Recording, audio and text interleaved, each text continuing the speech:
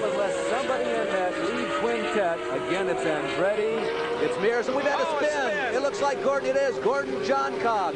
Johncock in the back 40, who was running in third position, sandwiched between Rick Mears and Bobby Rahal, has looped her out. That is in turn number 8, just as he entered turn number 8. Gordon Johncock is signaling for the tow vehicles to come and get him and get him back underway.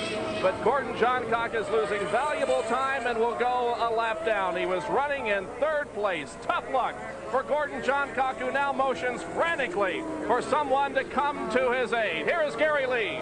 I'm right here with George Huning, the crew chief, and your first question was, are you okay? Then how are the tires? And his answers were? Well, he said he was fine. He didn't hit anything, and he didn't flat spot the tires. So if he can get a tow, we'll be back in the race. A very impatient race driver in the cockpit of car number 20. Yeah, certainly. He had a few words when he spun.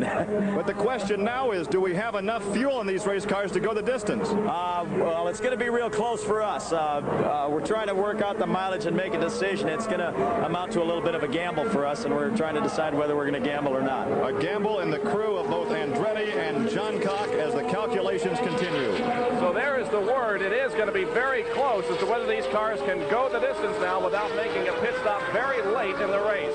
Gordon Johncock has received a tow. Mario Andretti is the leader, and Andretti made a bold move when the green came out. Let's go back and watch a replay of the restart. Well, there's Mario darting down to the inside. He gets to the inside of Rick Mears. Johnny Parsons running a little slower there on the high side. Schupan sees Mario coming in the mirrors and does give him some room.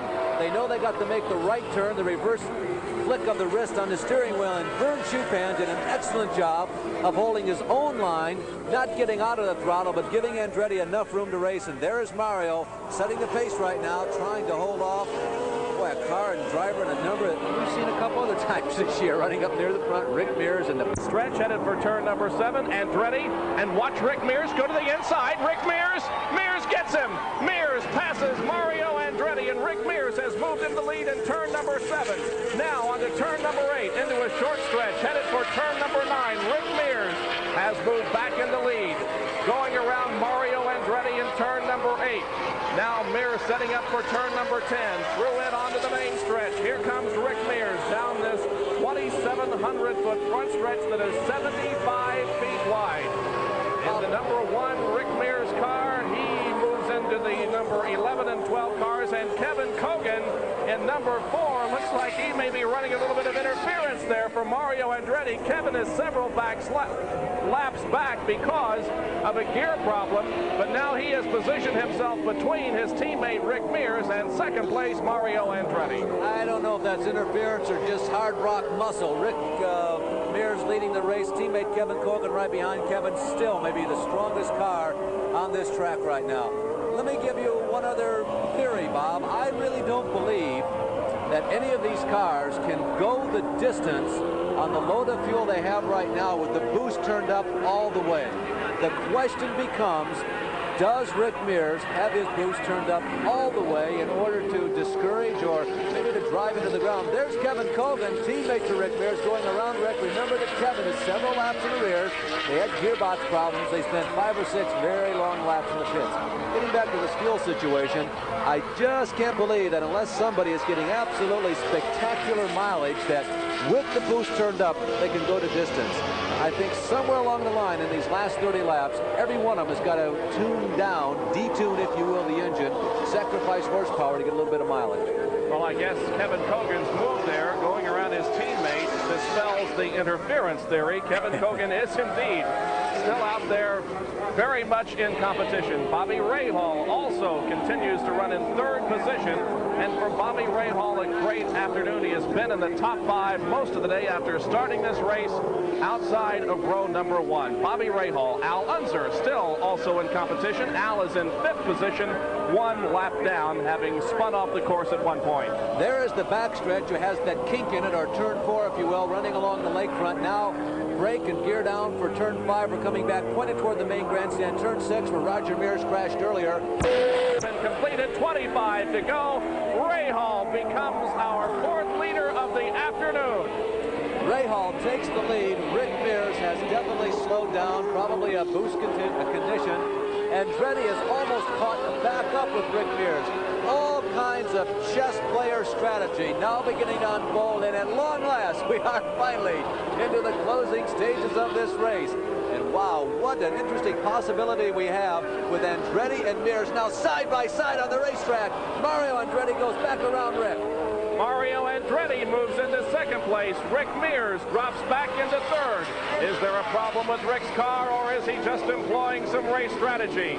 We'll answer that question in a few laps as we near the conclusion of this event. In any case, the leader is Bobby Rahal, and he's already extended his margin over Mario Andretti to more than 2 seconds.